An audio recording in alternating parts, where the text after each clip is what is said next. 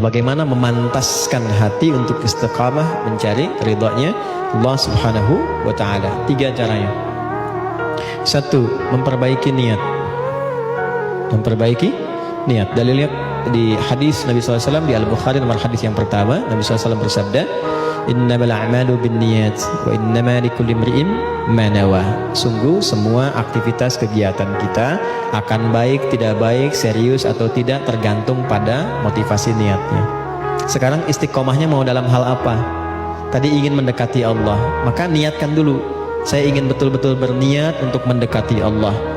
Lalu yang kedua, sempurnakan ikhtiar sesuai dengan niat. Karena niatnya mendekati Allah, bagaimana cara mendekati Allah itu? Maka Allah turunkan. Ada skemanya lewat sholat, skemanya lewat Quran, skemanya lewat puasa.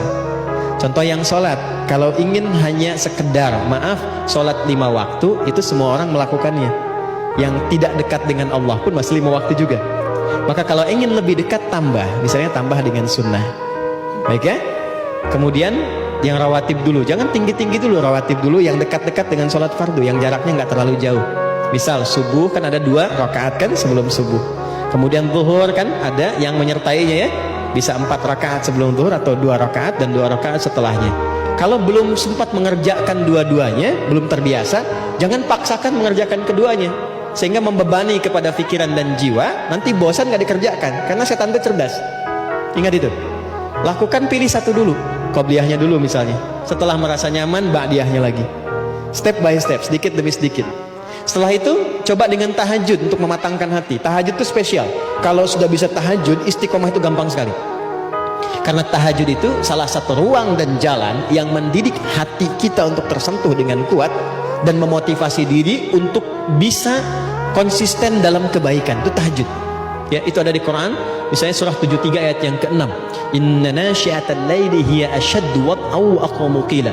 Kalau Anda bisa bangun malam, itu yang paling kuat memantapkan hati, dan setiap yang diungkapkan itu menyentuh kepada jiwa. Beda curhat malam hari dengan siang hari, itu lain. Anda doa malam dengan siang itu beda. Nah, tahajud itu jangan harus langsung kerjakan 11, 2, 3, ya terlalu banyak. Kalau belum pernah mengerjakan, rumusnya di hadis Muslim nomor hadis 749 dari Ibnu Umar, kerjakan 2 dulu. Ya, salatul laili mathna mathna, 2 aja dulu.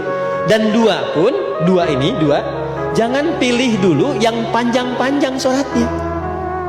Yang simpel dulu, yang kira-kira bisa kita pilih, yang nyaman kita baca. Suasana hati sedang cool, ya pilih yang cool-cool. Ya, qul a'udzu birabbil falaq, qul a'udzu birabbin nas, gitu kan? Lalu witir 1 rakaat, qul huwallahu ahad, langit 3 ya. Dan bangunnya jangan terlalu malam, pepetkan ke subuh. Pepetkan ke subuh. Sekarang misalnya kita dapati subuh 4.25 misal gitu kan. Bangunnya jam 4. Jangan terlalu jam 3 dulu. Ntar bangun jam 3, sholat tahajud 11 rakaat, subuhnya jam 7.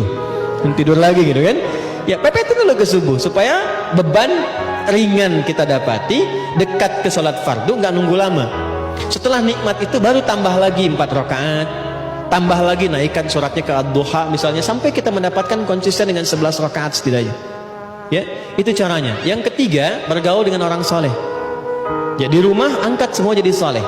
Ya, punya visi. Ayo kita bergerak jadi lebih baik yuk. Ya, bukankah kita ingin bertemu lagi, ingin dapat rahmat Allah? Pengen samara tapi jauh dari yang punya. Cuma ditulis saja di depan pintu, keluarga samara.